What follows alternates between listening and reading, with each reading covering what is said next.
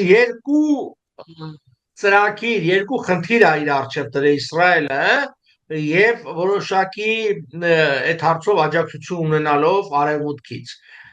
Նվազագույնը դա վերացնել, ոչնչացնել Իրանի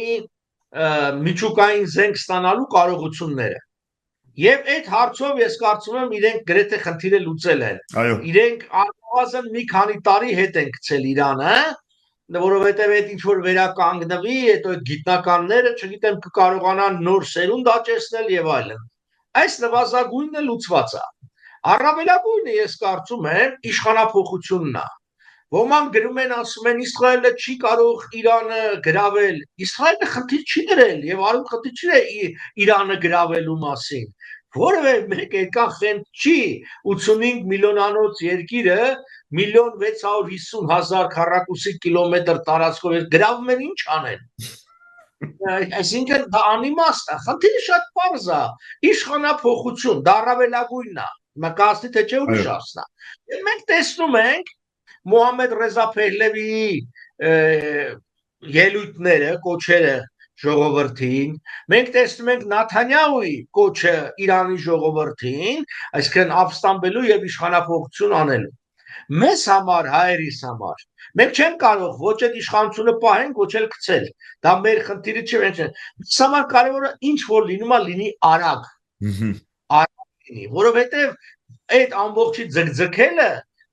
գայթակղություն է տանելու Ադրբեջանին, որ ինքը ոտնձգություններ անի Հայաստանի դեմ։ Իսկ եթե արագ եղավ, կամ արագ լեզու գտան, օրինակի համար, հիմա կան լուրեր, որ Իրանը պատրաստ է քննարկել իր միջուկային ծրագիրը, առաջ որ հրաժարվում էր։ Օրինակ, թուղթ են ստորագրում, որ ասում են մենք այլևս այդ միջուկային ծրագրի ձեռ ենք քաշում,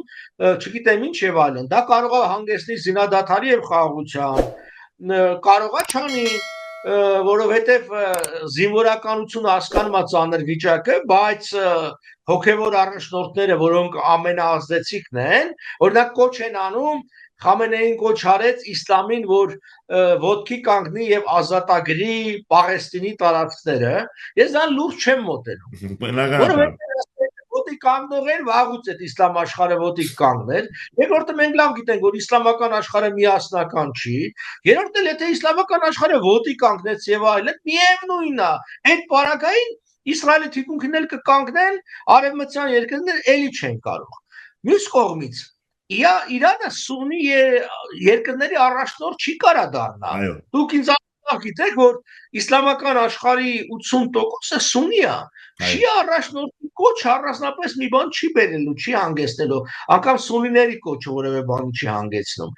Այստեղ մեզ համար շատ կարևոր է հասկանալ Թուրքիայի դերակատարությունը ինչ կլինի, Ադրբեջանի նկատմամբ քաղաքականությունը, որտեղ կան այսպես էլի տեղեկություններ, տվյալներ, որ Ադրբեջանի տարածքից դրոններ են թռել եւ ռմբակոծել կամ ռմբահարել Թավրիզը, այդ շրջակայքի, խոսքը քաղաքի մասին չի, խոսքը այդ լաբորատորիաների եւ խորքային հարստացման կենտրոններն են,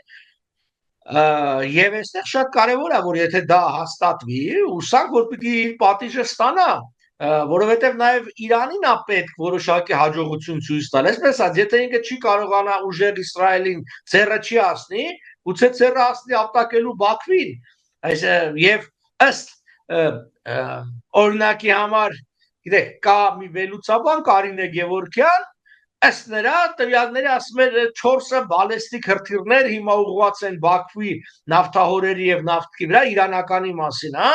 եւ ըստ էության սպառնալիք կա, որ կարող է դա օգտագործի։ Չգիտեմ, այդ տեղեկությունների ես չունեմ, ես վկայություն եմ, այսինքն մեզ համար կարևորը այս մեծ պատերազմի մեջ առաջինը ոտնատակ չգնալն է, երկրորդը հակառակը, մեր թշնամիներն ու հակառակորդները իրենք այս ամբողջից պատժվեն։